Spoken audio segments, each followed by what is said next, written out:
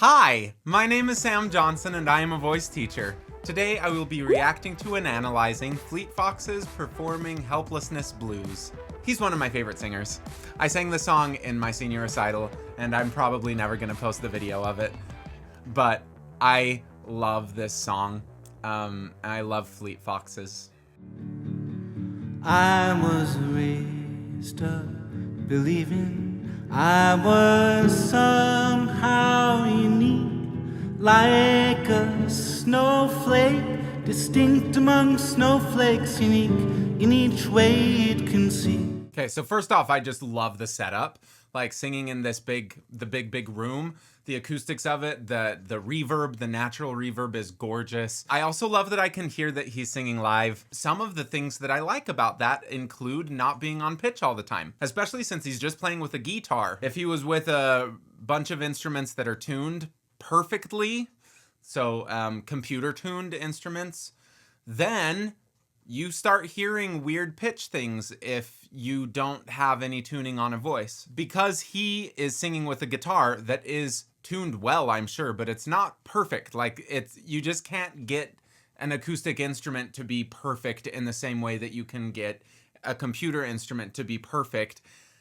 Because he's singing with that acoustic instrument, the variability of his voice pitch actually adds a lot of interest. So some people might say, like, he's pitchy at certain parts. I like it, and he's nailing the pitches when he needs to. It's just some of the ones in between might not be tuned like, perfect, which is a feature, not a bug. I'd say I'd rather be a functioning cog in some great machinery, serving something beyond me. But I don't know what that will be. Good. So when he went to the I don't know what, everything was kind of narrow in the sound, even though his mouth was really big. And then when he got to the what, it went to more of a what, and it got a little bit shoutier, kind of. Just different tones. He does some things that, like, I wouldn't teach someone to do, like how much his neck is craned out forward. That's not something I'd teach, but it's kind of working for him, I guess. Like, I don't know. That would be a thing to ask is, hey, could we move your mic a little bit more up so that your posture can just be a little different, and then just see if it feels different and if it's better. I'll get back to you someday soon, you will see. I love how much he's moving with it. I love just the head bob and the movement of the guitar. All of this movement, I think, is really nice because the opposite of movement is stillness, and when there's stillness, there's some sort of tension. So if you can just start moving, it will reduce the tension overall. There's still going to be some, right, just because of how he's sitting, but we all have some tension. It's unavoidable, and some of it is desirable. I just find that movement really helps the sound overall and helps the feeling of singing. I don't need to be kind to the armies of night that would do such injustice to you, or bow down and be grateful. He keeps using that kind of wider I'm not sure if I hear a little bit of nasality in the voice. Again, nasality is not a bad thing. It's just a thing. I love the tone of his voice. And singing along with Fleet Foxes is one of the main things that helped me sing high notes. Like, singing along with his voice, there's a quality that when I sing along with it, it just gets my voice into a pretty good place a lot of the time. And so thank you, Robin. Thank you, Robin. So I'm not sure if there is a little bit of nasality or if it's like a pharyngeal narrowing. There is a quality to his voice that to me says that there is a little bit of a convergence, a narrowing at some point. It's desirable if you want to sound like him, and I think he wants to sound like him because him is really, really, really good. I think that one of the reasons that singing along with him has helped my voice is because that quality I imitate as a little bit of nasality, and a lot of times using slight nasality up in the range that he sings a lot. So it's quite high. It tends to make it harder to pull up weight for the vocal folds to stay like really, really heavy. It just kind of thins them out a little bit more. So I like that quality, and I think it's interesting to imitate. And say, sure, take all that you see to the men who move only. He said the men. He didn't say the men. Right, to the men who look only. It just keeps everything a little bit more centered. In dimly lit halls and determine my future for me. But I don't know who to believe. Yeah, that quality I was talking about, whether it's nasality or narrowing or whatever it is, it's helping him. It's an internal thing. So his mouth is quite big, but there's something that's keeping everything together. He does a lot of interesting things with his mouth, like really surprising things with his mouth that, you know, if we're looking for perfect vocal efficiency, those are the sort of things that we want to just test. Do you need those things? Is that serving the emotion so much that it's actually a benefit, or is it introducing tension to a point that it's making things a little bit more difficult? And you just do that by trial and error, compare everything, and continually asking the client what they feel.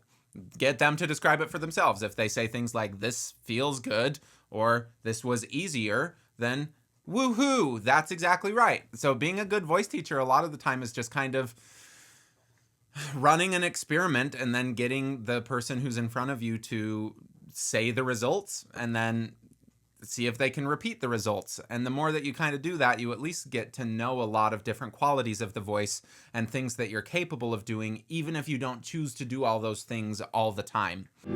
I'll get back to you someday soon, you will see. His oo vowel has a lot of buzz to it. Su, it's not like su, a very hooty sound. Just an interesting thing that if his tone fell back by his tongue falling back on that su, or his larynx kind of lowering, that would have been a very different quality of sound, and it would have been jarring. We're trying to look for a tonal quality that sounds similar enough that there's never a moment that's like, oh, that sounded like a different instrument, unless you want it to sound like a different instrument.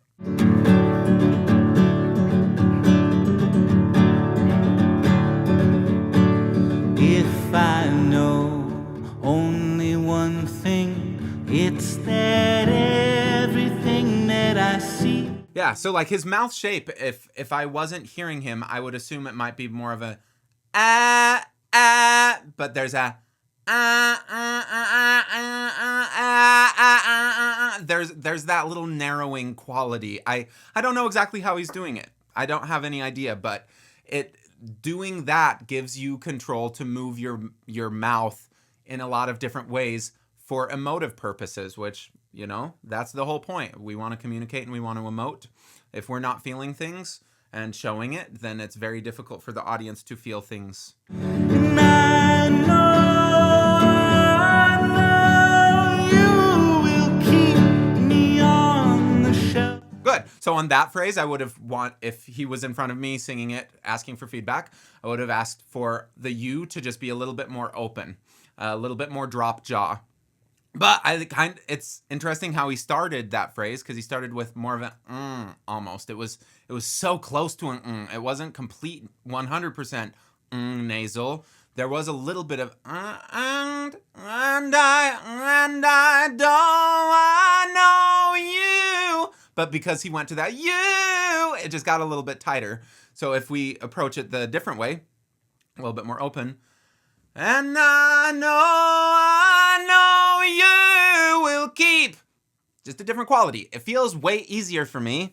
And I think that a lot of times if things feel easier, the quality that everyone will like it more. It just sounds better. That's a pretty safe rule. If it feels better when you're singing, it will probably sound better when you're singing. If I had no choice, I'd work till I'm wrong. If I had no choice, I'd work till I'm sore. because of that narrowing, that nasal quality, every once in a while he goes away from it and he lets it be a little bit more of the yelly quality. So the internalness kind of opens, and then his mouth shape stays really wide. And so we get this intensity because of the change in quality. It's not, if I were, oh, wow.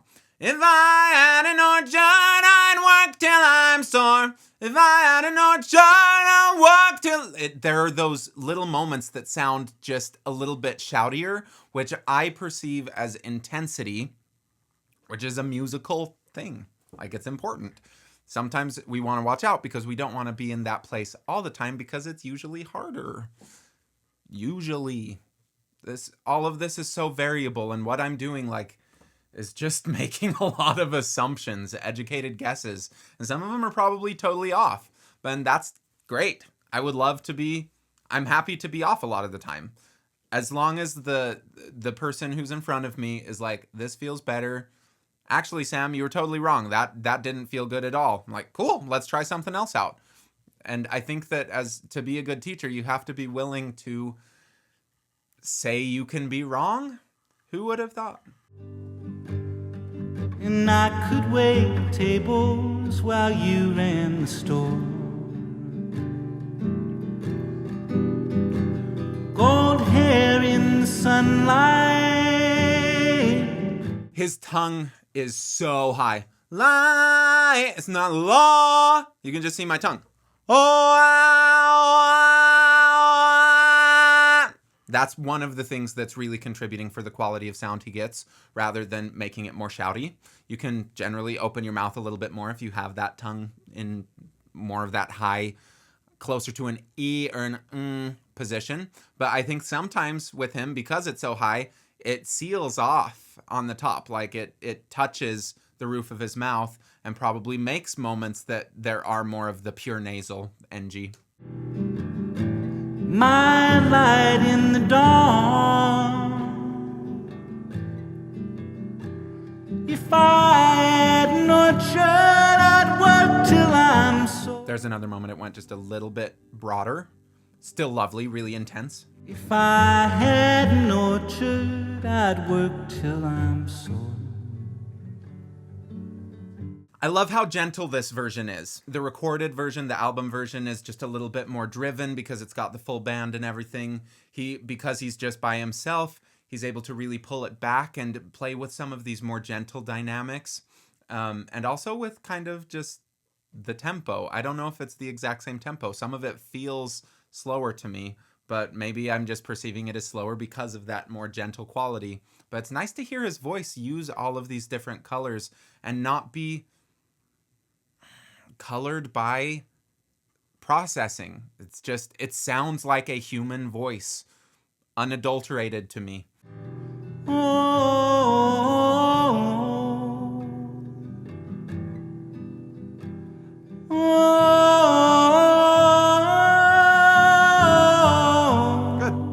Not a Sam Johnson video if we don't point out just how a jaw moves. His jaw is kind of going forward like this. You can see just in that last phrase. It started here and then eventually it went back here.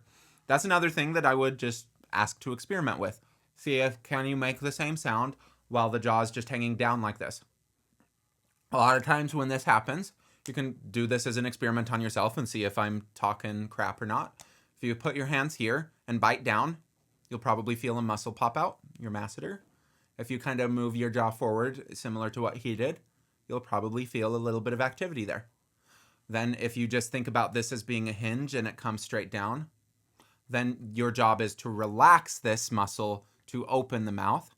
And then if you are trying to open your mouth really big, eating a huge sandwich or going to the dentist or whatever, and you kind of have that double opening, that snake opening, then it engages again. Tension is a necessary thing for being alive, or else you'd fall over. We want to find places that removing tension feels good and helps sing longer and has better quality and be more consistent in all of these things. So again, these are just things like, I love this sound. I love what he's doing. I think he sounds awesome. those are things to just kind of start playing around with. A lot of these these things, like, they might not change the sound very dramatically, but they might change how someone feels about it. It might make it easier, and then that will let them sing more. Sometimes it does make a big change to the outcome of the sound, to the resultant sound, but that at that point, it's like, does this still make you sound like Fleet Foxes, or does this suddenly make you sound like opera singer or Rihanna or someone else? I don't know. It's really nice to be able to turn on a radio and just hear a little bit of someone's voice and be able to be like, I know who that is. And for these massive artists, that's a really big selling point. You don't want to change things too dramatically from it, because then suddenly they lose their recognizability, and that is bad for numbers. So again, all of these things are just little things to start playing with. Like, I don't need him to do it. It's not like, oh my gosh, he is a bad singer because he's not doing these things that some stranger on the internet said. It's not like that at all. Someday I'll be like the man on the screen. Gosh, it's such a gentle voice.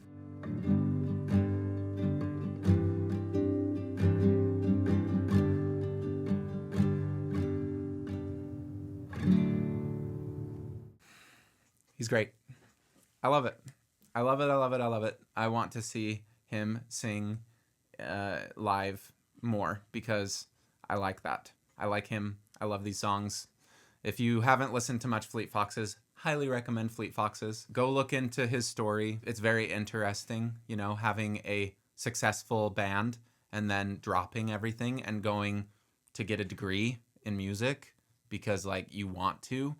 It's not a thing that people generally do as the thing that he did. Really great singer. Technically, he's able to make all these sounds really, really well. I think that maybe some of the things that I mentioned might make it more likely, just a little bit more consistent. His pitch is so freaking good, but like, there are still those moments that maybe something's just a little bit in a different place. If that was a thing that he really cared about, which I don't think he needs to, because I think it adds character. And it doesn't distract from the message for me. But I think that maybe some of these little things, just finding places that he might be holding tension and then deciding if it's worth it to hold it in those ways, or if he can get those tones without holding that tension, might be worth playing around with. But fantastic singers are not perfect all the time. I think looking for perfect technique is silly, and it distracts from the goal, which is good communication. Very few people go to a concert and they're like, wow, that technique was perfect. They're like, they made me feel. I think that I got away from that for way too long, of thinking like, no, technique is important. I'm a voice teacher. I teach technique and I'm really good at it, and that's what matters. And it's like, no, it's all just there to serve a purpose. Technique is not what made me fall in love with music, but it sure was a nice distraction for a while. Distracting me from what the whole point is. And I think that it's important, if you start going down these technical routes, to recognize that it's a means to an end. It's just to improve what you're able to do so that you can do this other stuff better, but don't just focus on that forever, because that might let you forget that the whole point is to communicate. So maybe say, I'm going to practice for 10 minutes really working on this technique stuff, and then I'm going to really try to connect to the character that I am, or to this music that I'm trying to get across, the communication aspect, and getting used to going back and forth with it like a light switch, I think is really important, so that you can get the best of both worlds. We want the best of both worlds. Thank you for watching. Please like, subscribe, leave a comment below. Let me know everything that I did right. Don't leave any mean comments, or else I'm going to be sad.